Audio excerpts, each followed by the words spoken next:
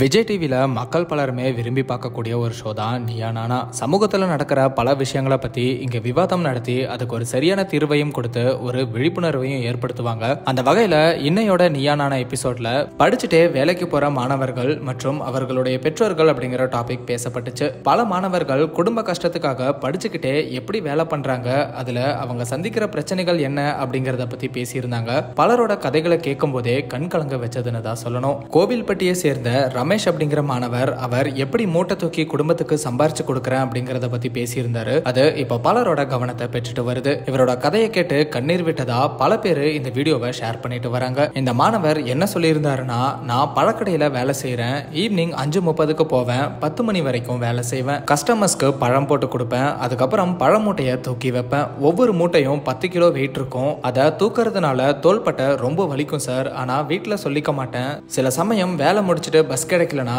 3 kilometre நடந்தே வீட்டுக்கு போவேன். அப்படி நடந்து போகும்போது எங்க அம்மாக்கு ஒரு நல்ல வீடு கட்டி தரணும், நான் நல்லா படிச்சு நல்லா வேலைக்கு போகணும், அப்பா படுற கஷ்டத்துக்கு நல்லா சப்போர்ட்டா இருக்கணும், இப்படியெல்லாம் யோசிச்சுட்டு போவேன் அப்படின்னு சொல்லியிருந்தாரு. எங்க வீட்டுல பெட் இல்ல, அதனால அம்மா கீழே தான் படுப்பாங்க, அவங்களுக்கு ஒரு பெட் வாங்கி தரணும் அப்படின்னு இவர் பேசிட்டே இருக்கும்போது அவங்க அம்மா அவங்க மகன் படுற கஷ்டத்தை கேட்டு தாங்க முடியாம அழுதுட்டாங்க. அவர் பேசும்போது ஒரு பக்கம் சாஞ்சு தான் பேசினாரு. அப்ப கோபிநாத், ஏன் அப்படி சாஞ்சு பேசுறீங்க, வலி இருக்கான்னு கேட்க, ஆமா சார், மூட்டை தூக்குறதுனால வலி இருக்கு அப்படின்னு சொல்லியிருப்பாரு. அவங்க அம்மாவும் எனக்கு எலும்பு தேய்மானம் இருக்கவே வேலைக்கு போறதில்ல, அப்பா படுற கஷ்டத்தை பார்த்து அவனும் போய் ஹெல்ப் பண்றான், அவன் வேலைக்கு போய் எனக்கு கம்மல் வாங்கி கொடுத்தான்னு அந்த மாணவனோட அம்மாவும் அழுதுட்டே இந்த எபிசோட்ல பேசியிருந்தாங்க. இந்த மாணவரோட பேச்சு பலரோட மனசை உருக்கிருச்சுன்னு தான் சொல்லணும். சோசியல் மீடியால இந்த கிளிப்பை பலருமே ஷேர் பண்ணி இவருக்கு உதவி கிடைக்குமான்னு கேட்டுட்டு வராங்க. இந்த வீடியோவை மியூசிக் டைரக்டர் தமன் பார்த்து ரொம்பவே மனமுடைஞ்சு போயிருக்காரு. அவர் என்ன சொல்லியிருக்காருன்னா, இந்த பையனுக்கு 2 வீலர் வாங்கி தந்து உதவி பண்ண போறேன்,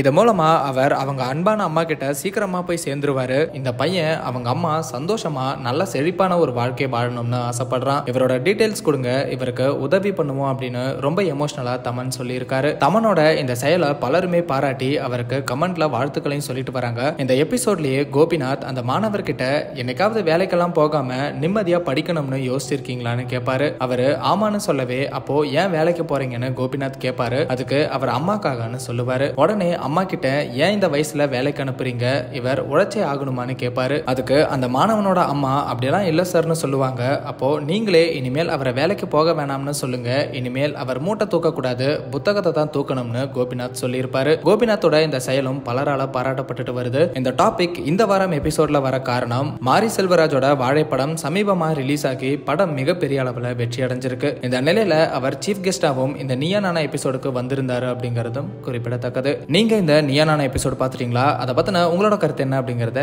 கமெண்ட்ல எங்க கூட ஷேர் பண்ணுங்க.